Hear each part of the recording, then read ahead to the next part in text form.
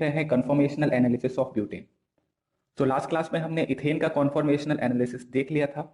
अब हम जरा ब्यूटेन का कॉन्फॉर्मेशनल एनालिसिस देखने वाले हैं। तो सबसे पहले इसका कन्वर्ट करना पड़ेगा हमें न्यूमैन प्रोजेक्शन में। तो मैंने कार्बन मार्क कर दिया 1 2 3 एंड 4। मैं सेकेंड एंड थर्ड कार्बन के अबाउट न्यूमैन प्रोजेक्शन बनाना चाहता हूँ और उसके हिसाब से फर्स्ट कार्बन मैंने ये लगा दिया CH3 HNH। Then fourth carbon जो थर्ड से जुड़ा हुआ है वो इधर आ जाएगा और ये इधर आ जाएगा H। नाउ 60 डिग्री से जब आप टर्न करोगे, मैं बैक कार्बन को टर्न कर रहा हूं, तो बनाते चलिए साथ साथ। दूसरा फॉर्म आ जाएगा ये CH3 HNCH3। Then again 60 degree से इसी तरीके से 60-60 करते करते 360 तक पहुंचना है और फिर उसका स्टेबिलिटी एनालाइज करना है। इसी को कॉन्फॉर्मेशनल एनालिसिस कहते हैं। सो सॉरी, यहाँ H होगा, CH3 कर दिया मैंने। देन फिर से 60 डिग्री से टर्न करेंगे।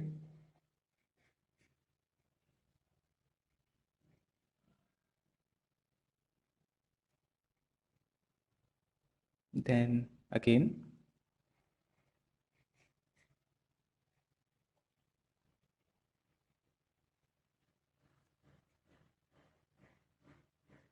देन इसको फिर से 60 डिग्री से टर्न करा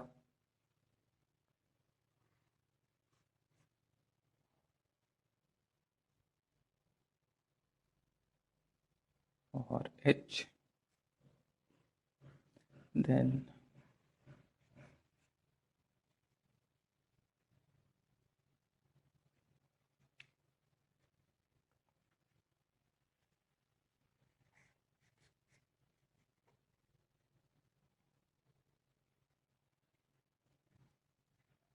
अब नाम दे देते हैं 1 2 3 4 5th 6th and 7th। Now ध्यान से देखो, फर्स्ट एंड सेवेंथ दोनों आइडेंटिकल कंपाउंड्स हैं। तो फर्स्ट एंड सेवेंथ तो दो बार लिखने की जरूरत ही नहीं, आपको सिर्फ फर्स्ट लिख सेवेंथ रिपीट नहीं करना है कोई भी स्ट्रक्चर, ऐसा ध्यान रखो। नाउ फर्स्ट फॉर्म में देखिए CH3 के सामने CH3 है। यहाँ पे dihedral angle phi will be 0 degree, और जब फाई 0 डिग्री होता है तो इसको बोलते हैं fully eclipsed structure. Second one में देखिए CH3 और CH3 के बीच में डाइहेड्रल एंगल फाई आ गया 60 डिग्री, इसको बोलते हैं gauche form. Then third one में फाई, मैं CH3 को देख रहा हूं, that comes out to be 120 degree. And देखिए H के सामने CH3 के सामने H, तो है तो ये इक्लिप्स फॉर्म, बट CH3 के सामने CH3 नहीं आ रहा, तो इसको बोलते हैं partially eclipsed. Then fourth one phi is 180 degree और इसको कहते हैं anti form.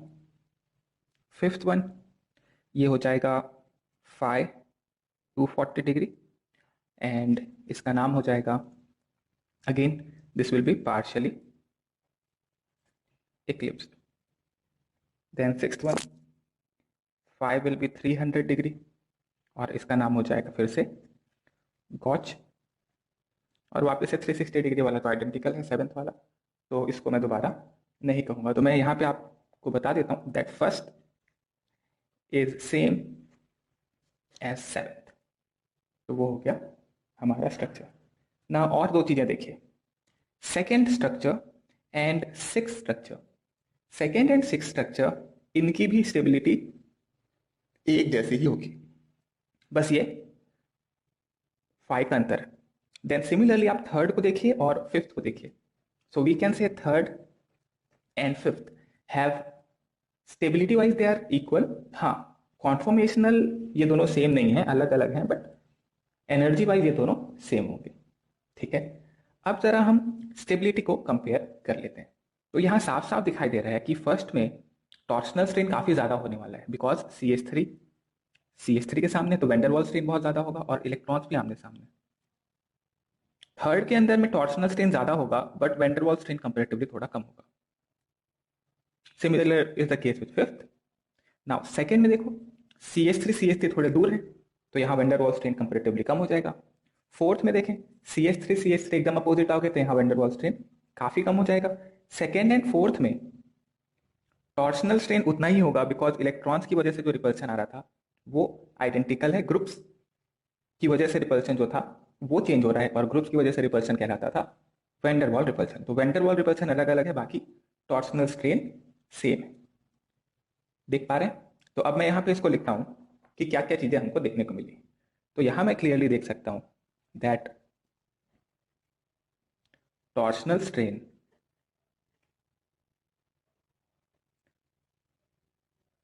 is maximum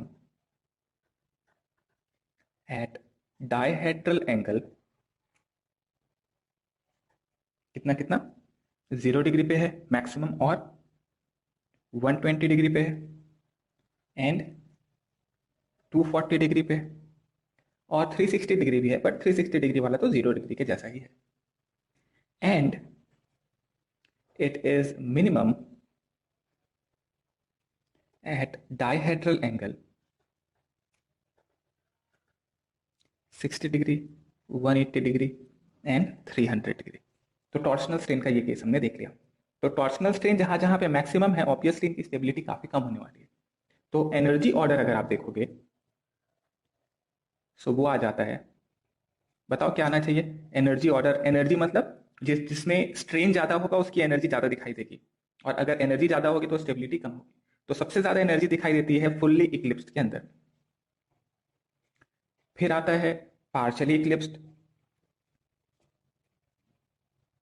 then then आएगा गॉच, एंड देन आएगा एंटीफॉर्म। अगर हम स्टेबिलिटी वाइज देखें तो stability is inversely proportional to energy order, just उल्टा हो जाएगा, यानी कि एंटीफॉर्म सबसे ज्यादा स्टेबल होने वाला है, फिर gauche, then partially eclipsed, and then fully eclipsed. अगर आप ऑर्डर नहीं समझ पाए तो देखो एक बार और समझो। दो स्ट्रेन से आपको देखना होता है, एक होता है वेंडरवॉल स्ट्रेन और एक होता है टॉर्शनल स्ट्रेन। तो टॉर्शनल स्ट्रेन फर्स्ट में है, थर्ड में है और फिफ्थ में, राइट, फुल्ली इक्लिप्स और पार्शियली इक्लिप्स में। गॉच और एंटीफॉर्म में टॉर्शनल स्ट्रेन काफी कम है। अब बात करें वेंडरवॉल स्ट्रेन की, तो वेंडरवॉल स्ट्रेन में फर्स्ट में सबसे ज्यादा है, फिर वेंडरवॉल स्ट्रेन है थर्ड में, और फिर है थर्ड और फिफ्थ तो बराबर ही है। इसके बाद अगर हम देखें तो गॉच फॉर्म में CH3 CH3 फिर भी करीब है, तो इसमें स्ट्रेन हो सकता है, जबकि एंटी फॉर्म में बिल्कुल अपोजिट पे है, तो स्ट्रेन यहाँ काफी कम होगा। तो स्टेबिलिटी वाइज एंटी सबसे ज्यादा स्टेबल होना चाहिए, फिर गॉच, फिर पार्शियली इक्लिप्स्ड क्योंकि वेंडरवॉल स्ट्रेन यहाँ पे कम है थोड़ा, और सबसे कम स्टेबल होगा फुल्ली इक्लिप्स्ड। तो least stable is fully eclipsed, यहाँ से हम लोग देख पा रहे हैं, उसी को हमने यहाँ पे एनर्जी ऑर्डर में लिखा है। दूसरी बात, अगर हम रिलेशनशिप देखें तो हम देख पाते हैं कि सेकेंड एंड सिक्स्थ में रिलेशनशिप देखिए। So second form and sixth form ये दोनों मिरर इमेजेस हैं, देख पा रहे हैं? अगर मैं बीच से यहां मिरर लगा दूं तो ये दोनों मिरर इमेजेस हैं, लेकिन क्योंकि सिंगल बॉन्ड को रोटेट करने पे ये एक दूसरे में इंटर कन्वर्ट हो जाएंगे, तो ये कॉन्फॉर्मेशनल फॉर्म है। तो फर्स्ट एंड सेकेंड आर इनैंशियोमर्स, लेकिन वो है कॉन्फॉर्मेशनल, यानी कि एक्चुअल में नहीं है, कॉन्फॉर्मेशनल इनैंशियोमर इस पर्टिकुलर कॉन्फॉर्मेशन में है, बट ये कॉन्फॉर्मेशन तो चेंज होता रहता है, ये भी ध्यान रखना है। तो क्या रिलेशनशिप है? तो कॉन्फॉर्मेशनल इनैंशियोमर। कब कैसे पता चलेगा? अगर दो फॉर्म आपस में इंटर कन्वर्ट हो गए तो कॉन्फॉर्मेशन होंगे, मिरर इमेज है तो इनैंशियोमर, अगर नॉन मिरर इमेज है तो डायस्टीरियोमर, जैसा दिखना है। जैसे कि अगर आप देखो, अगर आपसे पूछ लिया जाए कि सेकेंड एंड थर्ड में क्या रिलेशनशिप है, सेकेंड एंड थर्ड में, so are second and third mirror images? जवाब है नहीं। Are these two interconvertible? Yes, बिल्कुल इंटर कन्वर्टेबल है। सिमिलरली अगर आपसे मैं पूछूं फोर्थ और फिफ्थ में क्या रिलेशनशिप है, तो फोर्थ एंड फिफ्थ देखिए, मिरर इमेजेस नहीं दिख रहे अभी, एक दूसरे में इंटर कन्वर्ट हो सकते हैं। तो आप ये कह सकते हो सेकेंड एंड थर्ड, और इसके अलावा अगर आप फोर्थ एंड फिफ्थ में देखें, so these are conformational diastereomers. देखो 120, अगर सी 0 डिग्री, 120 डिग्री और 0 डिग्री, 120 डिग्री और 240 डिग्री, इसमें स्ट्रेन, टॉर्शनल स्ट्रेन मैक्सिमम होगा, वो तो हमने लिख ही लिया, 0, 120 और 240 डिग्री। तो टॉर्सनल स्ट्रेन तो फर्स्ट, थर्ड और फिफ्थ में एक जैसा है। तो डिसाइडिंग फैक्टर क्या है? डिसाइडिंग फैक्टर होगा van wall strain. Van wall strain अगर हम देखें तो ग्रुप्स अगर आमने सामने है तो वैन वॉल स्ट्रेन ज्यादा होगा, अगर 60 डिग्री का है तो कंपेरेटिवली कम होगा, राइट। और अगर 120 डिग्री है तो और कम हो। लेकिन यहां देखो CH3 के सामने H भी ग्रुप लगा हुआ है, तो यहां CH3 और H के बीच में रिपल्शन हो सकता है, इसीलिए हम देखते हैं van der Waals strain comparatively ज्यादा है थर्ड के अंदर में। तो अगर आप वैन डर वाल्स स्ट्रेन ही कंपेयर करना चाहते हो तो फर्स्ट में सबसे ज्यादा होना चाहिए, फिर थर्ड में होना चाहिए, फिर सेकंड में होना चाहिए और सबसे कम एंटी फॉर्म में होना चाहिए, बिकॉज ग्रुप्स बिल्कुल अपोजिट में लगे हुए। तो आप जनरलाइज करने के लिए आपको 120 इंटू एन वाला फॉर्मूले की जरूरत नहीं है, क्योंकि यहाँ तीन ही केस है, आप सिर्फ 360 डिग्री रोटेट कर रहे हो, तो आपको एन वाला फॉर्मूला नहीं चाहिए। आप सिर्फ इतना याद रखो ना, 0 डिग्री है, 120 डिग्री है और 240 डिग्री। यहाँ वैन डर वाल्स स्ट्रेन देखना है मुझे, टॉर्सनल स्ट्रेन तीनों में मैक्सिमम होगा, बाकी बचा गॉच और एंटी फॉर्म। इनमें टॉर्सनल स्ट्रेन कम है, वैन डर वाल्स स्ट्रेन भी कम है। दोनों में से कौन सा ज्यादा स्टेबल है? बिकॉज एंटी में van der Waals strain comparatively कम है, तो इसलिए ज्यादा स्टेबल होगा। तो अपने को फॉर्मूला क्यों चाहिए? हम लोग तो सिर्फ 360 तक कर रहे हैं, तो 360 में तो लिमिटेड केसेस हैं। अगर हम इनफाइनाइट रोटेट करते जा रहे हैं और अलग अलग केस, भाई 360 डिग्री के बाद रोटेशन आप करोगे तो वापिस यही रिपीट होने वाला है, कुछ नया नहीं आने वाला है, राइट। तो उसको एन के टर्म्स में जनरलाइज नहीं करना है। अगर आपको जनरलाइज करना ही है तो आप ऐसे करो कि टॉर्सनल स्ट्रेन 0, 120 और 240 में मैक्सिमम है, मिनिमम है 60, 180 और 300 पे। तो आप अगर स्ट्रक्चर देख पा रहे हो और स्ट्रेन कंपेयर कर पा रहे हो, तो स्ट्रेन कंपेयर में दो स्ट्रेन कंपेयर करना है, वैन डर वाल्स स्ट्रेन और टॉर्सनल स्ट्रेन। अगर आप देख के कंपेयर कर पाते हो तो आपको किसी जनरलाइजेशन की जरूरत ही नहीं है। आप देख के स्ट्रक्चर बता पा रहे हो तो फिर क्या, क्यों जनरलाइज करना है? आप जब खुद ही कर सकते हो, निकाल सकते हो, तो फिर क्या कर, क्यों जरूरत है वो चीजों की, right. Okay, fourth and fifth का हमने देखा रिलेशनशिप, मैंने बता दिया था वैसे। Fourth and fifth, they are not mirror images but they can be interconverted, so these will be conformational डाइस्टीरियोमर। याद रखना कॉन्फॉर्मेशनल और कॉन्फिगरेशनल अलग अलग होता है। कॉन्फिगरेशनल इंटरकन्वर्ट नहीं हो सकता, कॉन्फॉर्मेशनल इंटरकन्वर्ट हो सकता है। अब मैं बताऊंगा यहाँ पे एनर्जी डायग्राम किस तरीके से बनाना है। ओके,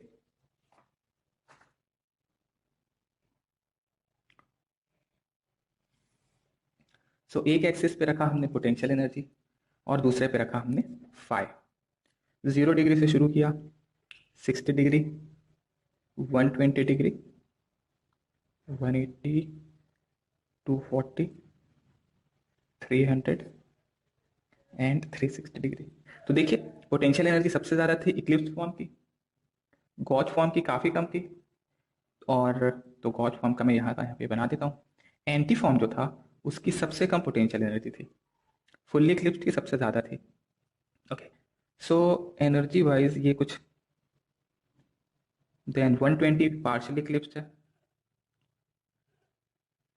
180 और ज़्यादा स्टेबल हो जाएगा, यानी एनर्जी और कम, 240,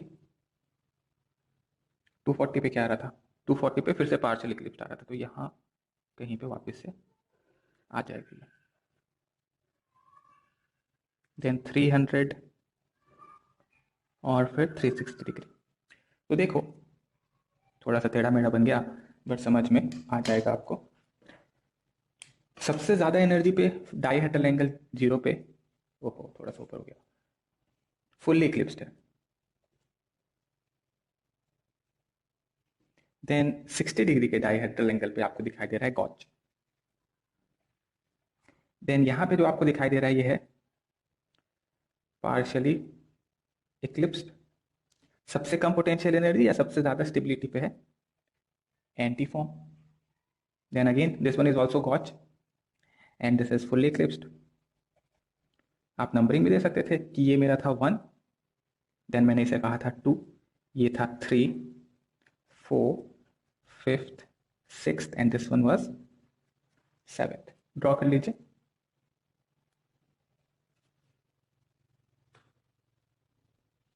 अच्छा, अब यहाँ पे मैं निकालना चाहता हूँ कि कॉन्फॉर्मेशनल आइसोमर्स कितने थे, नंबर ऑफ कॉन्फॉर्मेशनल आइसोमर्स। सो याद करो जरा, ये जितने इनफाइनाइट 360 डिग्री तक में ओरिएंटेशन है उनको बोलेंगे हम कॉन्फॉर्मर्स। इन कॉन्फॉर्मर्स में से वो जो पोटेंशियल एनर्जी मिनिमा पे थे उनको बोलते हैं कॉन्फॉर्मेशनल आइसोमर्स। सो कॉन्फॉर्मेशनल आइसोमर्स हो जाएंगे कौन कौन से देखें, सेकेंड हो जाएगा, फोर्थ हो जाएगा एंड सिक्स्थ हो जाएगा, यानी कि 2 गॉच एंड 1 एंटी, ये होंगे हमारे कॉन्फॉर्मेशनल आइसोमर्स। ये जो पीक पे दिखाई दे रहे हैं फुल्ली इक्लिप्स और पार्शियली इक्लिप्स वाले, ये आपके कॉन्फॉर्मेशनल आइसोमर्स नहीं हो सकते, बिकॉज इनकी स्टेबिलिटी कम है, पोटेंशियल एनर्जी के मैक्सिमा पे है, सिर्फ मिनिमा वालों को ले सकते हैं। अच्छा, जेनरेट है, डीजेनरेट है कि नॉन डीजेनरेट है? तो गॉच वालों की और एंटी वालों की एनर्जी अलग अलग है, तो हम कहेंगे these are non degenerate conformational isomers, non degenerate conformational isomers हो जाएंगे ये। ठीक है, यहां तक कोई डाउट? बोलो, आगे बढ़े। तो ये तो भाई सिंपल सा एनालिसिस हो गया, कोई दिक्कत इसमें है नहीं, बिल्कुल इजीली हो जाएगा। आगे बढ़ते हैं और हम इसमें समझते हैं कि कॉन्फॉर्मेशंस में एनालिसिस के समय एक चीज़ का ध्यान रखना होता है, वो है कहीं हाइड्रोजन बॉन्डिंग तो नहीं है। तो केस ऑफ हाइड्रोजन बॉन्डिंग यहाँ समझा जाए। तो कब कब हाइड्रोजन बॉन्डिंग हो सकता है? तो हाइड्रोजन बॉन्डिंग का क्राइटेरिया अगर आप याद करिए तो वो था दैट दो ग्रुप अगर हैं तो उनमें आपको ये देखना था कि एक ग्रुप जो था उसके पास लोन पेयर होना चाहिए और दूसरे एटम के ऊपर इलेक्ट्रोपॉजिटिव होना चाहिए, तब एक बॉन्ड बनता था जिसको हम हाइड्रोजन बॉन्ड कहते थे। ये एक तरीके का इलेक्ट्रोस्टैटिक अट्रैक्शन था लोन पेयर और डेल्टा पॉजिटिव यानी इलेक्ट्रोनेगेटिव एटम के बीच में। तो अगर OH और NH2 है एडजेसेंट पे तो यहाँ हाइड्रोजन बॉन्डिंग हो सकता है। सेकेंड, अगर OH है एक जगह पे, दूसरे कार्बन पे फ्लोरीन है, तीसरा फ्लोरीन है और COOH है, तो आपको जितने हाइड्रोजन बॉन्डिंग के केस बताते हैं वो सब लिख सकते हैं यहाँ पे। देन अगर OH और OH है, या एक हो सकता है कि अगर OH है नेक्स्ट कार्बन पे COOH है, देन आप NH2 देन COOH, ये मैंने कुछ केसेस लिखे हैं, इसके अलावा भी केसेस हो सकते हैं, मना नहीं कर रहा मैं, बट ये कुछ जनरल केसेस जो हमें हाइड्रोजन बॉन्डिंग के देखने को मिलेंगे उनकी बात कर रहा था नोट करने से। और इसका एक एग्जांपल हम यहाँ पे करके देख लेते हैं ताकि हम समझ सकें कि हाइड्रोजन बॉन्डिंग जब होगी तो स्टेबिलिटी किसकी ज़्यादा होगी और किसकी कम होगी। Okay,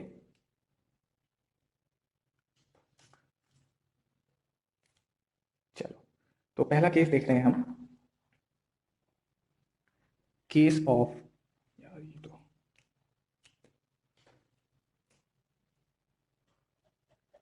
case of ethane diol. Now ethane diol is the structure, इसका मैं कॉन्फॉर्मेशनल एनालिसिस करके देखूंगा स्टेबिलिटी कैसे आएगी। ओके, तो शुरू करो। OH H H, सेकेंड पे OH H H, चलो इसका सारा कॉन्फॉर्मेशन बनाओ 60 डिग्री टर्न कर करके और चेक करो किसमें स्टेबिलिटी ज़्यादा आएगी। खुद से बनाओ, मेरे भरोसे मत बैठो, खुद से ड्रॉ करो, सारे कॉन्फॉर्मेशन ड्रॉ करो, 360 डिग्री तक पूरा रोटेट करो। कर लिया? बन रहा है?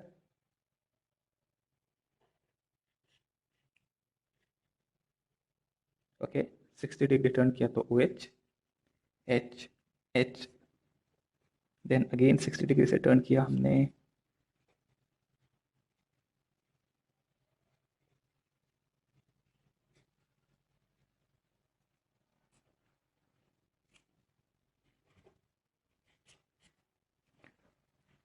फटाफट बनाओ, रोटेट करते जाओ, बनाते जाओ जल्दी जल्दी, फिर तो एनालिसिस करना है, पहले बने तो देन।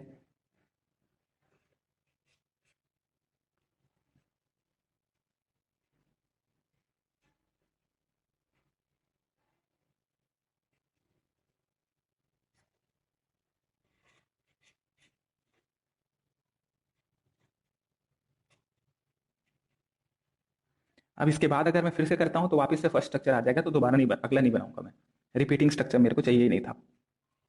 ओके, ये हो गए हमारे कॉन्फॉर्मेशन। अब जरा नाम देख लीजिए इसका।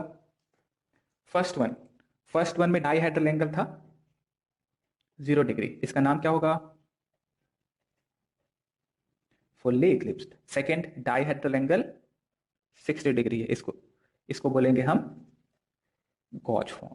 थर्ड वन, फाई की वैल्यू आ गई 120 डिग्री, ये हो जाएगा पार्शियली इक्लिप्स्ड। नेक्स्ट, फाई की वैल्यू आ गई 180 degree, this is the anti form.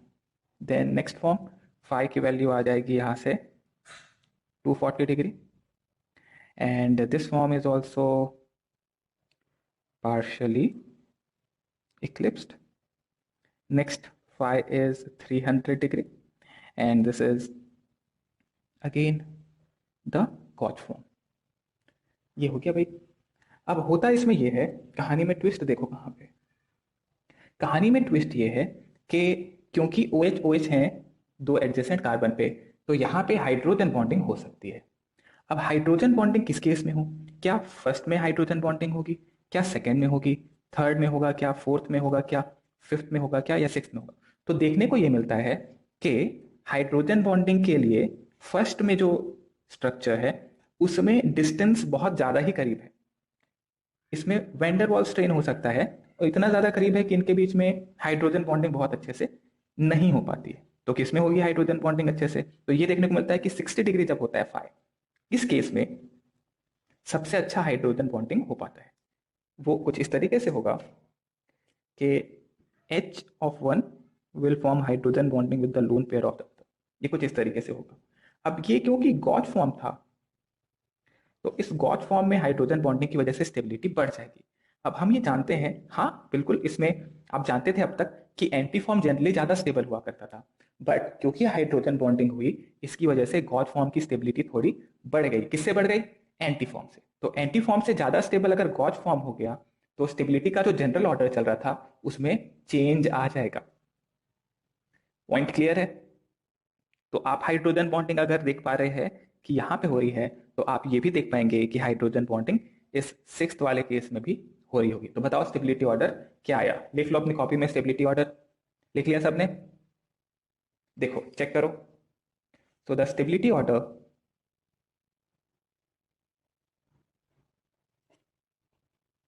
now becomes gauch, then anti, बाकी सब वही रहेगा, then partially eclipsed, and then fully eclipsed। ये हो जाएगा स्टेबिलिटी ऑर्डर। गॉच क्यों ज्यादा स्टेबल हो गया? चाहो तो यहां लिख लो, ड्यू टू हाइड्रोजन बॉन्डिंग। तो आपको हाइड्रोजन बॉन्डिंग देखना आना चाहिए। अगर नहीं होता हाइड्रोजन बॉन्डिंग तो क्या होता भाई? अगर हाइड्रोजन बॉन्डिंग नहीं होता तो उस केस में anti form would have been more stable than the gauche form. Common sense से हमें समझ में आ गया ये तो, राइट? चलो एक और एग्जांपल लिखो और आप इसको ड्रॉ करो, आप इसको खुद बनाओ। So we have 3 hydroxy propanol, 3 hydroxy propanol, that is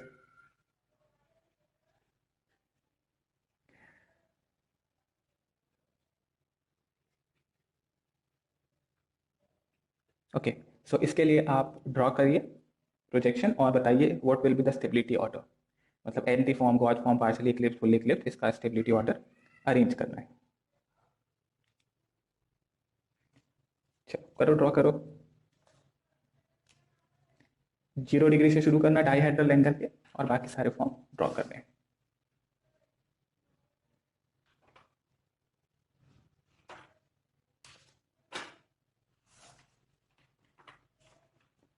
कर लिया हमने ड्रॉ? देखो, तो अब हमारे पास सवाल ये है कि हम किन दो को लेके बनाए। तो मैं कहता हूं कि इसको 1 ले लेना, इसको 2 ले लेना, क्योंकि मैं देखना चाहता था भाई स्टेबिलिटी। तो मैंने कहा CHO, H और H, ये 3 ग्रुप जुड़ जाएंगे। देन सेकेंड वाले पे हम देख रहे हैं OH, H and H। 60 degree से टर्न करा, CHO, OH, H, then again 60 degree से टर्न करा, तो CHO, OH आ जाएगा यहाँ पे। भाई आसपास हल्ला हो रहा है, ज़्यादा ध्यान नहीं देना उस पर, मैं क्या कर सकता हूँ उसका। बच्चे लोग तो बेवकूफ़ होते ही, उनका काम ही क्या है, रोना खाना।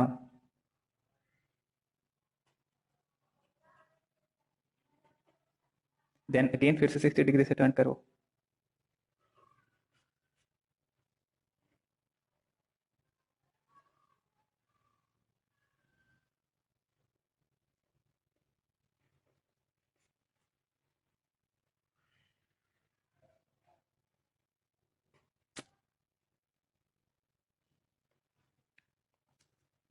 ओके, तो ये हो गया हमारे, मैंने 60 डिग्री टर्न कर करके ये 6 फॉर्म बना दिया।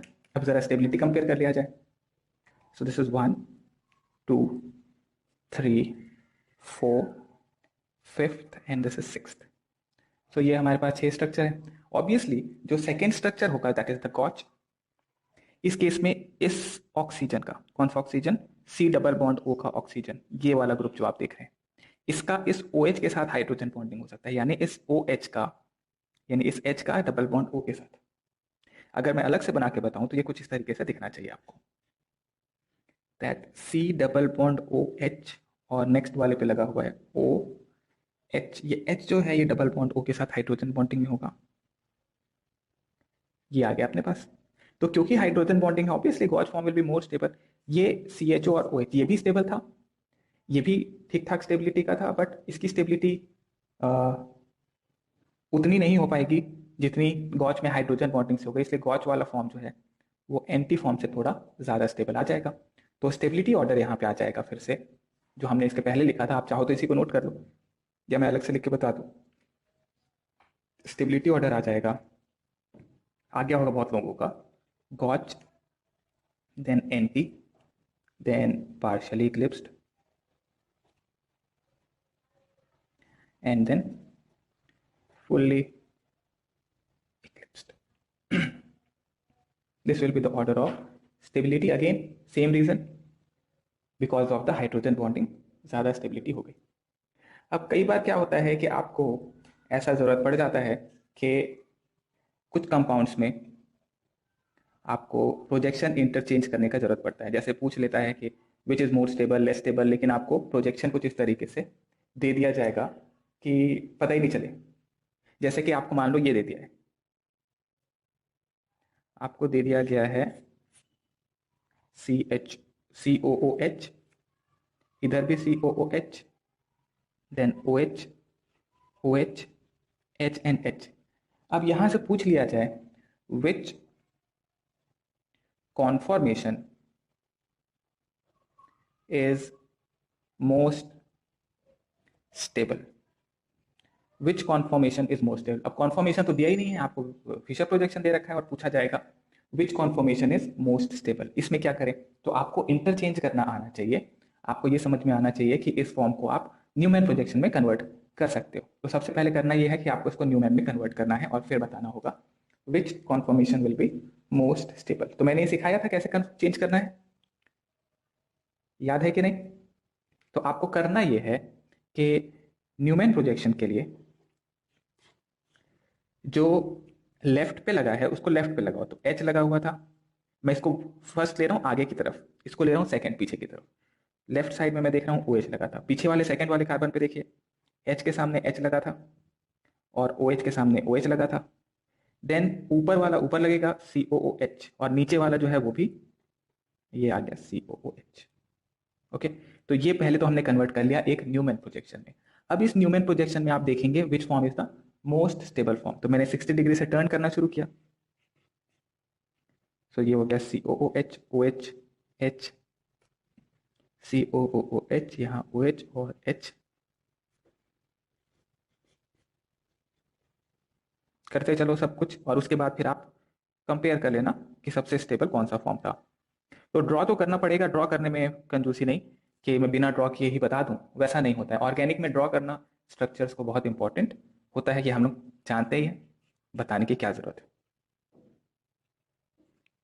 ओके, OH आ गया इधर, COOH आ गया इधर और H आ गया इधर। और टर्न कर दूं, ठीक है। तो और OH, देन OH आ गया यहाँ पे, एक H आ गया इधर और यहाँ आ गया COOH, ओके, देन अगेन फिर से 60 डिग्री टर्न करा तो COOH, H and OH, COOH, H नहीं COH, देन OH इधर, और इधर आएगा H। ओके, अब जरा हम स्टेबिलिटी कंपेयर कर लेते हैं। तो फर्स्ट फॉर्म तो मेरे को दिख रहा है साफ साफ कि ये तो सबसे स्टेबिलिटी में कम होने वाला है। सेकंड में हो सकता है स्टेबिलिटी ज़्यादा हो जाए, क्योंकि ये COH और OH के बीच में, देखो इनके बीच में हाइड्रोजन बॉन्डिंग हो सकता है। सेकंड का नाम क्या था? तो ये था गॉच फॉर्म। थर्ड भी बहुत स्टेबिलिटी नहीं होगी, बिकॉज हाइड्रोजन बॉन्डिंग नहीं है। लेकिन अगर मैं फोर्थ को देखूं, तो फोर्थ में आप देखें COOH और OH के बीच में, COOH और OH के बीच में यहाँ पे हाइड्रोजन बॉन्डिंग है, and this form is the anti form, इसकी स्टेबिलिटी ज़्यादा हो सकती है। ठीक है यहाँ तक। Then next form, that is the fifth form. The fifth form partially eclipse है, इसकी स्टेबिलिटी ऑब्वियसली थोड़ी कम हो जाएगी। और सिक्स्थ में एक हाइड्रोजन बॉन्डिंग है। ये कौन सा फॉर्म था? ये था गॉज फॉर्म। तो मैं देख पा रहा हूं कि एंटी फॉर्म में 2 हाइड्रोजन बॉन्डिंग है, गॉज फॉर्म में 1 हाइड्रोजन बॉन्डिंग है। अब आप बोलोगे कि हाइड्रोजन बॉन्डिंग में तो गॉज ज्यादा स्टेबल हो जाता है, तो फिर वही बात, जनरलाइज नहीं करना है भाई, स्टेबिलिटी देखना आना चाहिए। देखो स्टेबिलिटी और फिर डिसाइड करो। तो यहाँ पे दिखाई दे रहा है दैट एंटी फॉर्म में 2 हाइड्रोजन बॉन्डिंग बन पा रहे हैं, गॉज में 1 है। तो मैं देख पाऊंगा that anti will be most stable. Anti form will be the most stable form here, ये हम लोग देख पा रहे हैं। क्लियर है? अगला एग्जाम्पल पहुंचे।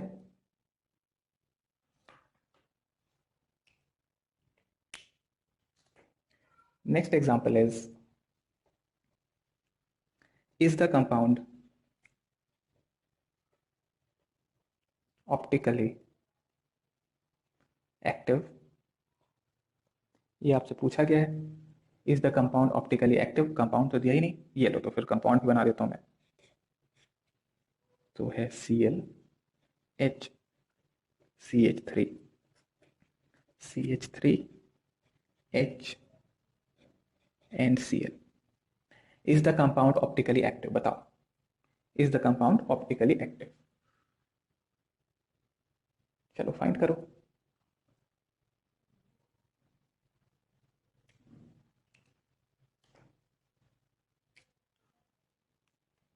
तो आप ये कर सकते हो कि इस कंपाउंड को, भाई ये एक कॉन्फॉर्मेशन है, समझ लीजिए पहले तो ये कॉन्फॉर्मेशंस को सिंगल बॉन्ड के अबाउट क्या रोटेट हम कर सकते हैं? कार्बन कार्बन के अबाउट जो सिंगल बॉन्ड है उसके अबाउट बिल्कुल कर सकते हैं। तो मैं क्या कहता हूं कि आप इसको 60 डिग्री से टर्न कर दो।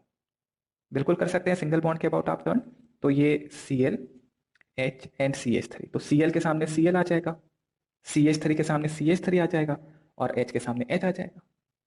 क्या अब मैं कह सकता हूं Cl के बीच में CH3 और HH, यानी बीच से अगर इसको डिवाइड कर दें तो हमें एक POS मिल जाएगा? POS मिल जाएगा, COS मिलेगा क्या? नहीं मिलेगा। ओके, तो भाई POS COS में से एक भी अगर प्रेजेंट हो गया तो ऑप्टिकल एक्टिविटी नहीं होगी, तो this will B optically inactive. आप ऐसे भी कह सकते थे कि इसका मैं फिशर बनाऊंगा और फिर चेक करूंगा, बनाओ। लेकिन आप जब ये फॉर्म बना चुके हो, उसके बाद हम देखो, मैंने पहले बताया था कि लेफ्ट साइड वाले को लेफ्ट साइड रखो, राइट साइड वाले को राइट साइड रखो, और जो ऊपर है और नीचे आ जाएगा, ये हो जाएगा। तो यहां से भी आप देख सकते हैं POS बन रहा है। अब मैंने, कई लोग बोलेंगे कि सर मेरे को तो ये कन्वर्जन आता ही नहीं है। मेरे को तो आपने सिखाया था कि wedge dash, sorry Fischer, Newman से फिशर बनाया था, फिशर से नहीं बताया था आपने भाई, तो क्या दिक्कत हो गया? उल्टा ही तो प्रोसेस है। जो ऊपर और नीचे लगे उनको आमने सामने कर दो, लेफ्ट साइड वालों को लेफ्ट साइड रखो, राइट साइड वालों को राइट साइड रखो। तो एक से जब दूसरे में कन्वर्ट करना सिखाया है तो दूसरे से पहला वही उल्टा प्रोसेस चलेगा। दोनों इंटर कन्वर्टेबल है, समझ में आया कैसे होगा इंटर कन्वर्ट? तो लेफ्ट वालों को लेफ्ट में रखो, राइट वालों को राइट में रखो, ऊपर जो दिख रहे हैं उनको ऊपर नीचे होगा। जब फिशर से आप न्यूमैन में जा रहे होगे तो जस्ट उल्टा करना है, लेफ्ट वालों को लेफ्ट, राइट वालों को राइट, और जो ऊपर नीचे उनको दोनों को एक तरफ कर देना है।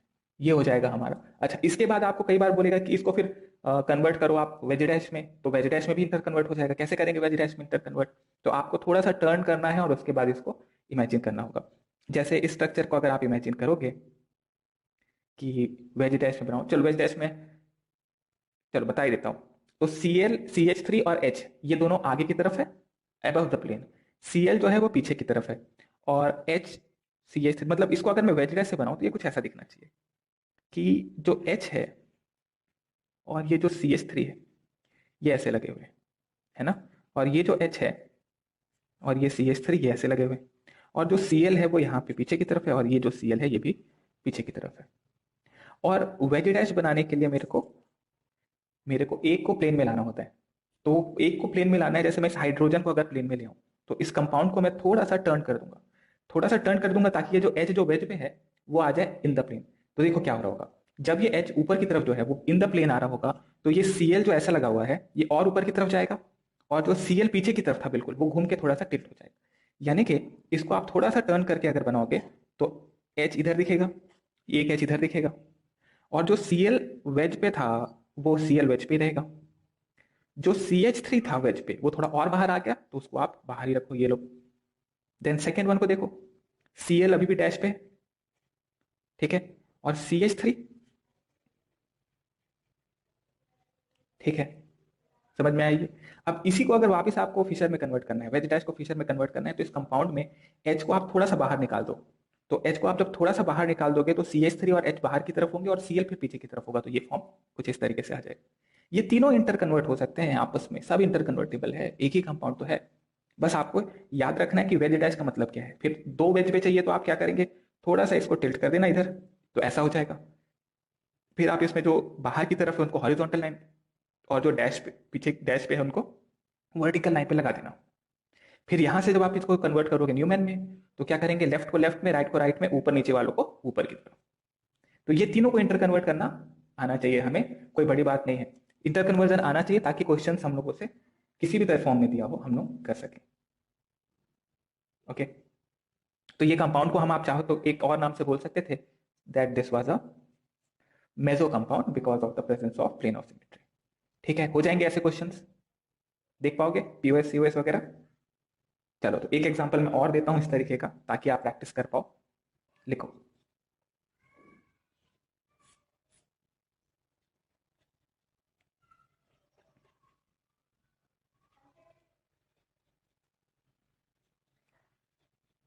इस कंपाउंड में आपको बताना है which is most stable conformer. Which is the most stable conformer, find करो, which is the most stable conformer.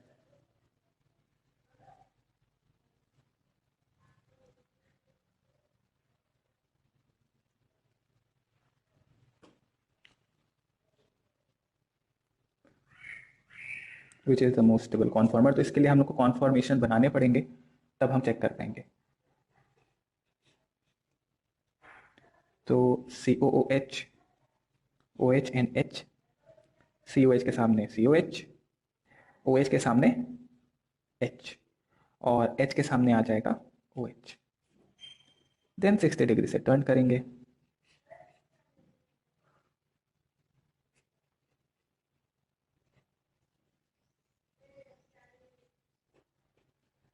एक, फिर 60 डिग्री से टर्न करो, देखो हड़बड़ाओ नहीं, पूरा बनाओ।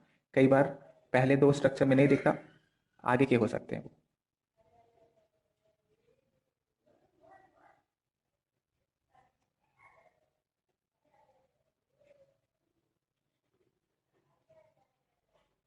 अरे कितना हल्ला करते हैं लोग। ओके, OH, देन COOH, यहाँ आ जाएगा OH, H और H। देन 60 डिग्री से फिर टर्न कर दिया हमने, क्योंकि हम लोगों को पूरा 360 डिग्री का टर्न एक बार देख लेना है। के COH यहाँ, H, OH, then again H, OH।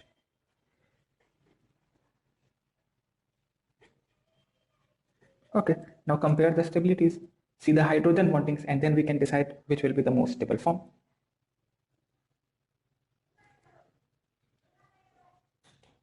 Okay, so हम देख पा रहे हैं, ड्रॉ कर लिया सबने।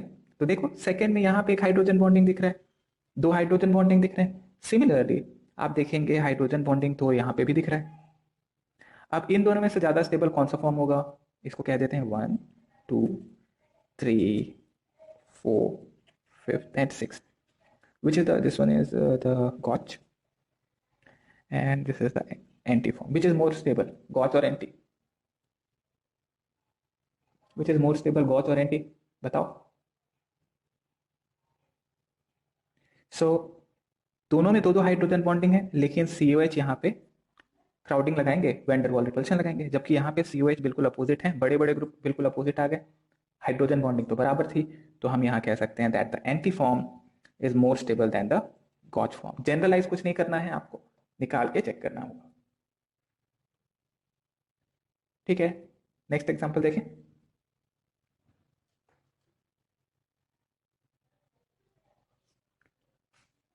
ओके, एक और एग्जाम्पल लिखो। लिखो 1 chloro propane is most stable in its most polar करो, most polar in its most stable conformation.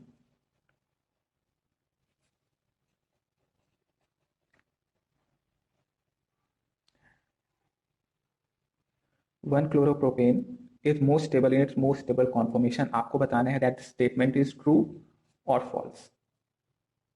True false वाला क्वेश्चन है। One chloropropane is most stable in its most stable conformation, statement true है कि नहीं। तो आपको इसके लिए मोस्ट स्टेबल कॉन्फॉर्मेशन बनाना होगा। सो वन क्लोरोप्रोपेन, एक दो तीन, तीन और फर्स्ट पे लगा है chlorine, chlorine, then CH2 and CH3। तो मैंने कहा कि देखिए जो क्लोरीन लगा है ना, इस वाले कार्बन को आप कह दीजिए 1। तो मैंने मोस्ट स्टेबल कॉन्फॉर्मेशन बना लिया। तो मोस्ट स्टेबल कॉन्फॉर्मेशन पे Cl, H और H। सेकेंड पे लगा हुआ CH3, ये होना चाहिए मोस्ट स्टेबल कॉन्फॉर्मेशन, राइट। अब मेरे को चेक करना है क्या ये मोस्ट पोलर भी है। तो मोस्ट पोलर के लिए हम जानते हैं लेस से मोर इलेक्ट्रोनेगेटिव की तरफ आना चाहिए।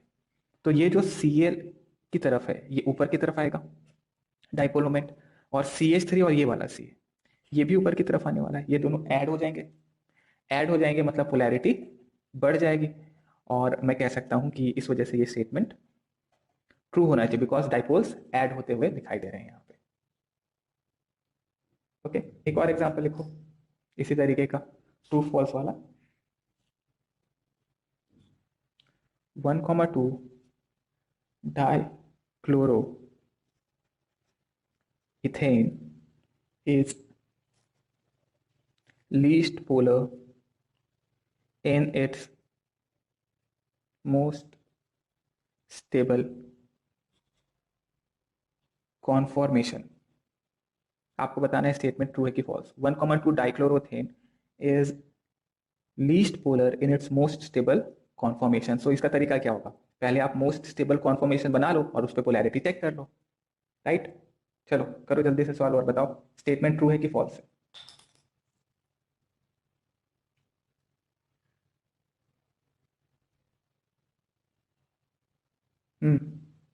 ये हैंड क्यों रेस किया है,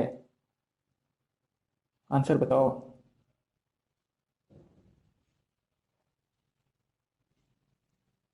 ओके, ये हैंड डाउन करो सचिन। डाउट है क्या कोई, बोलो।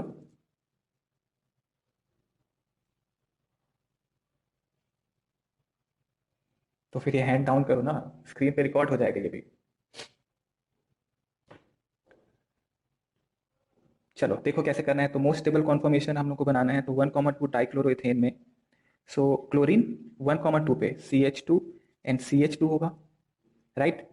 अब इसमें मैं फर्स्ट कार्बन को बना देता हूं ऐसे, और मोस्ट स्टेबल बनाना है। तो मैं क्या करूंगा भाई, मैं चाहूंगा कि क्लोरीन बिल्कुल दूर हो जाए जिससे स्टेबिलिटी ज्यादा हो जाए, ये बनेगा।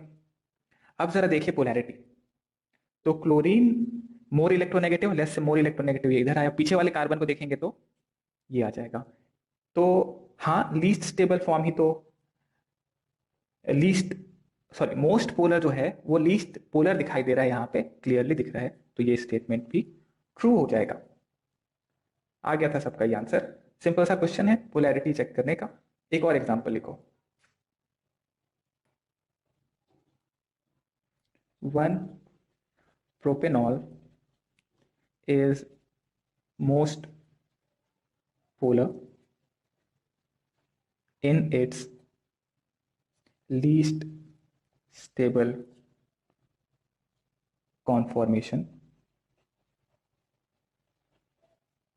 1 propanol is most, again same question है, true false. 1 propanol is most polar in its least stable conformation.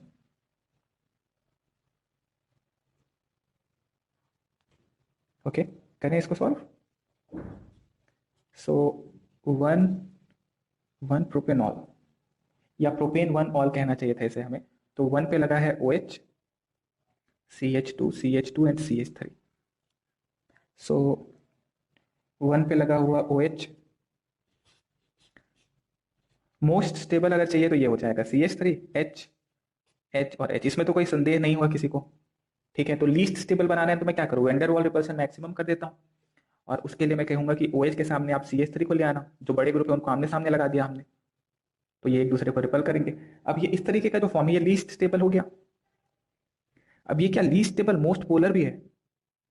तो मोस्ट पोलर तो देखिए आप इस केस में जो मोस्ट स्टेबल था उसमें आ रहा था पोलैरिटी मैक्सिमम. यहां पे तो उल्टा आ रहा होगा, कैंसिल हो रहा होगा. तो ये स्टेटमेंट तो सेटिस्फाई नहीं कर रही कंडीशन को, तो इसको हम कह देंगे दिस स्टेटमेंट इज फॉल्स. इसी तरीके का एक और एग्जांपल फटाफट कर लीजिए. Ethane diol is most polar in its most stable conformation. Statement सही है क्या? Ethane diol is most polar in its most stable conformation.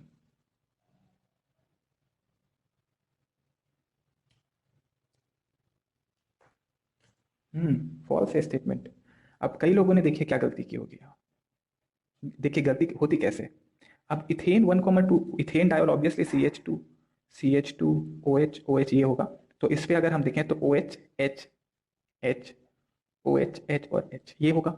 अब आप बोलोगे कि ये तो सबसे ज्यादा स्टेबल फॉर्म है और इस वजह से इसमें हम लोग पोलैरिटी को ऐड कर सकते हैं. बट जवाब ये है कि आपने हाइड्रोजन बॉन्डिंग अगर मिस कर दिया तो गलत हो गया.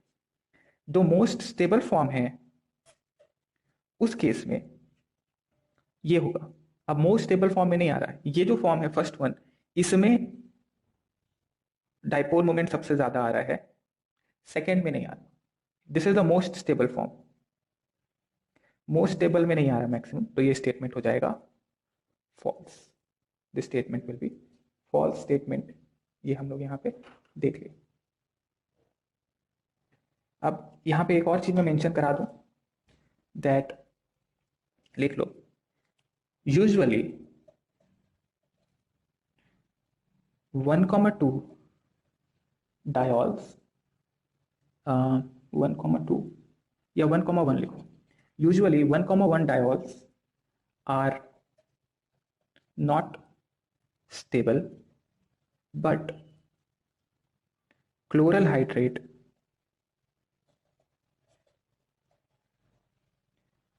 that is CCl3 CH OH OH ये है chloral hydrate is stable. Explain. So generally नहीं होते stable, but this form is stable. And why are they stable, ये आपसे पूछा जाएगा. तो देखो इसका एक स्ट्रक्चर आप अगर, एक तो हमने पहले देख रखा है केमिकल बॉन्डिंग के टाइम पे, यहाँ पे भी हम इसको देख सकते हैं. तो फर्स्ट कार्बन सेकेंड कार्बन पे देखिए तो हम देख पाएंगे OH. मैंने गॉच फॉर्म बनाया देखिए. अब ये H जो है ये Cl के साथ हाइड्रोजन बॉन्डिंग में आ जाएगा इधर. सिमिलरली ये OH इस Cl के साथ हाइड्रोजन बॉन्डिंग में आ जाएगा. तो हम कह सकते हैं स्ट्रक्चर को बना के that due to H bond stability बढ़ गई है. अदरवाइज एक ही कार्बन पे 2 OH स्टेबल नहीं होते ज्यादातर केसेस में. ये वाला फॉर्म स्टेबल है और उसका कारण है हाइड्रोजन बॉन्डिंग, दो हाइड्रोजन बॉन्डिंग. और हाइड्रोजन बॉन्डिंग अगर आप काउंटिंग करोगे कितने मेंबर्ड वाला है तो 1 2 3 4 5. तो 1 2 3 4 5 मेंबर ड्रिंक्स बन रहे हैं और 5 मेंबर ड्रिंक्स बनने की वजह से स्टेबिलिटी बढ़ जाएगी. आपने इसको पहले कैसे देखा था याद करिए. केमिकल बॉन्डिंग के टाइम पे आपने इसे देखा था कि स्ट्रक्चर हम ये इस तरीके से बना रहे थे OH और यहाँ एक H था और इस H का और इस Cl का हाइड्रोजन बॉन्डिंग था, इस OH और Cl का हाइड्रोजन. ये हमने इस तरीके से बनाया था. अभी आप इसको दूसरे तरीके से भी देख सकते हैं, 3 डायमेंशनली ये कुछ इस तरीके से आना चाहिए। ठीक है, आगे बढ़े। ओके, अब बात करते हैं हम mole fraction of anti and gauche conformation. Mole fraction of anti and gauche conformation और कॉन्फॉर्मर्स, इनके लिए हम मोल फ्रैक्शन किस तरीके से कैलकुलेट करें, इसके ऊपर IIT-JEE में एक बार क्वेश्चन आया है और इस वजह से ये एक इंपॉर्टेंट और इंटरेस्टिंग पॉइंट है। तो आप लिख लो, मोल फ्रैक्शन, थ्योरी लिखो, मोल fraction of stable conformers, that is mole fraction of anti and gauge can be calculated if dipole moment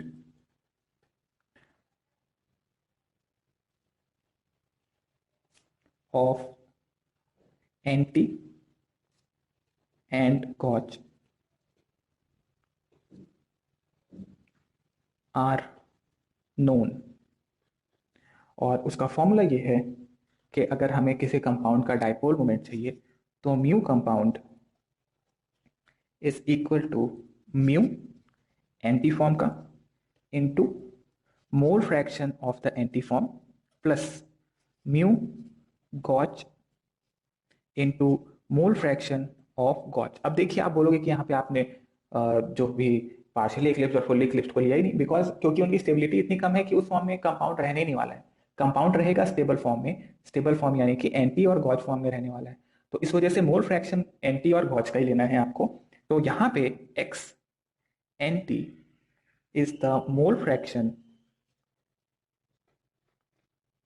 of anti form, x gauge is the mole fraction of gauge।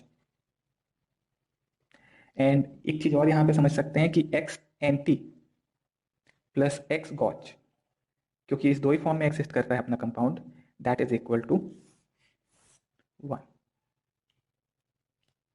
अब अक्सर ऐसा देखने को मिलता है हमें कि जो एंटी फॉर्म है, एंटी फॉर्म में ये होगा कुछ इस तरीके से। तो जो ग्रुप्स हैं वो बिल्कुल आमने सामने अगर आ गए तो उस केस में इसका म्यू 0 हो सकता है। हर केस में ऐसा होगा? बिल्कुल नहीं। कुछ केस में ऐसा हो सकता है, बिल्कुल ऐसा हो सकता है।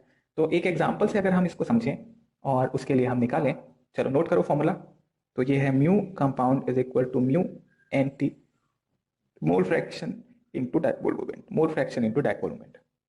इससे आ जाएगा म्यू ऑफ द कंपाउंड। और आप चाहो तो लिख सकते हो that compound do not stay in eclipsed form। Eclipsed form सिर्फ एक रास्ते में आता है पहाड़, जैसे हमने अभी स्टेबिलिटी देखी ना, स्टेबिलिटी में आपने क्या देखा कि ये कुछ इस तरीके से होगा। तो हमेशा जो है बॉटम्स पे लोग रहते हैं, कभी कोई पहाड़ों की पीक पे नहीं रहता है। तो हमेशा लोग वैलीज में रहते हैं। तो जो स्टेबल फॉर्म है पोटेंशियल एनर्जी वाइज, वहीं पे कंपाउंड एग्जिस्ट करेगा, पीक्स पे नहीं एग्जिस्ट करते हैं। इस वजह से इक्लिप्स फॉर्म में एग्जिस्ट नहीं करते हैं। चलो एक एग्जाम्पल लिखते हैं इसके ऊपर और अच्छे से क्लियर होगा इससे। For 1,2 dichloro ethane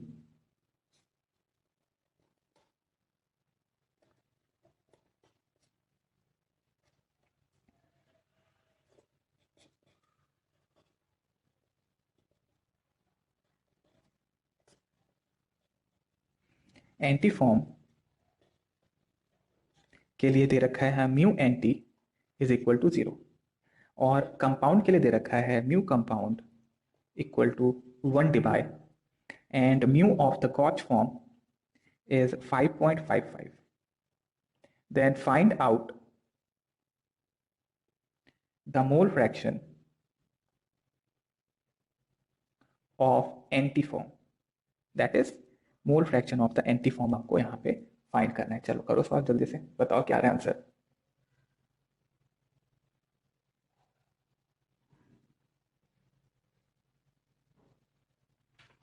find out the mole fraction of the anti form. हो गया भाई सॉल्व? कई लोगों का आंसर आ गया होगा। बताओ फिर कितना आ रहा है आंसर?